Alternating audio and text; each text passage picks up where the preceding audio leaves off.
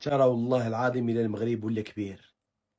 الرئيس دونالد ترامب رئيس الولايات المتحدة الأمريكية العظمى، بغيتي ولا كرهتي، حاكم العالم، كيصيفط برقية تهنئة لصاحب الجلالة الملك محمد السادس بعيد العرش المجيد.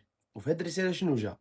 كيأكد مرة عاشرة والعشرين والثلاثين والربعين أنهم مع سيادة المغرب على صحرائه، وأنهم كيجدوا الاعتراف مرة أخرى بصحراء المغرب، وأنهم مع المغرب والمغرب معهم، وهناك شراكة ديال الصداقة كتمتد 250 سنة، لأنه أول بلد اعترف بأمريكا، وأنه أول بلد دار العلاقات ديال الصداقة مع أمريكا، وأن أمريكا كتشوف أن المغرب حليف استراتيجي، وأن هناك بزاف ديال العقود ديال الاستثمارات والتعاونات في شتى الميادين، من بينهم